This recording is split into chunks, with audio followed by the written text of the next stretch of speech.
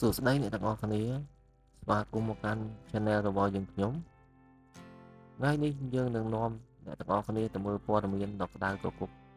ពីក្លឹបយ៉ាអាឡឺម៉ង់ម្ដងគឺក្លឹប Bayern Munich ដែលកំពុងធ្វើសកម្មភាពយ៉ាងមមាញឹកនៅទីផ្សារដោះដូរកីឡាករថ្មីនេះលោក Mark Eberl ដែលជានាយកផ្នែកកីឡារបស់ Bayern Munich បានបញ្ជាក់ថាគោលដៅសំខាន់របស់ក្លឹបគឺចង់បញ្ចប់ការទិញនិងលក់កីឡាករឲ្យបានឆាប់បំផុតមុនពេលរដូវកាលចាប់ផ្ដើមលោកជឿថាការរៀបចំក្រុមឲ្យរួចរាល់មុន Pre-season នឹងជួយឲ្យកីឡាករបង្កើតភាពស៊ីចង្វាក់គ្នានិងសម្របខ្លួនទៅនឹងយុទ្ធសាស្ត្ររបស់គ្រូបង្វឹកបានយ៉ាងល្អជាងមុនប៉ុន្តែការងារនេះមិនងាយស្រួលឡើយលោក Eberl បានលើកឡើងថា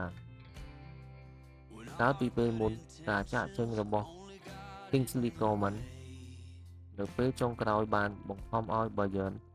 ត្រូវប្រឹងប្រែងស្វែងរកជម្រើសថ្មីរហូតដល់ថ្ងៃចុងក្រោយនៃទីផ្សារដោះដូរនេះជាហេតុដែលធ្វើឲ្យ Bayern ចង់ជៀសវាងស្ថានភាពបែបនេះម្ដងទៀតក្នុងរដូវកាលនេះ Bayern Munich បានចាប់ផ្ដើមធ្វើការផ្លាស់ប្ដូរយ៉ាងសកម្មរួចហើយក្លឹបបាននាំយក Ismail Saibari មកពង្រឹងតំបន់បម្រើនិង Nathaniel Brown មកជួយតំបន់ការពារការចុះហត្ថលេខាទាំងនេះបង្ហាញថា Bayern កំពុងសាងសង់ក្រុមដែលមានតុល្យភាពនិងមានគុណភាពកាន់តែខ្លាំងជាមួយគ្នានេះ Bayern ក៏បានបន្តកងត្រាជាមួយ Dayot Upamecano ដែលជាកីឡាករសំខាន់នៅតំបន់ការពារការសម្រេចចិត្តនេះបានផ្ដល់ភាពច្បាស់លាស់ដែលជាផែនការរបស់ក្លឹបនិងជួយរៀបចំក្រុមឲ្យមានស្ថិរភាពជាងមុនតាមការដឹកនាំរបស់គ្រូបង្វឹក Vincent Kompany អ្នកគាំទ្រ Bayern រំពឹងថាក្រុមនឹងត្រឡប់មកគ្រប់គ្រងទាំង Bundesliga និង UEFA Champions League វិញការមានក្រុមដែលរួចរាល់មុនរដូវកាលចាប់ផ្ដើមអាចក្លាយជាចំណុចសំខាន់ក្នុងការប្រជែងពានធំ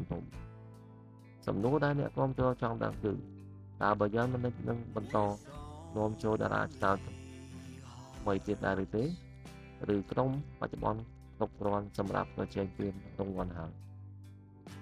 សូមបញ្ចេញមតិយោបល់របស់អ្នកនៅខាងក្រោម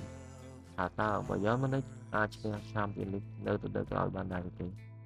កុំភ្លេចចុច Like Share និង Subscribe Channel របស់យើងដើម្បីទទួលបានព័ត៌មានថ្មីៗជារៀងរាល់ថ្ងៃសូមអរគុណ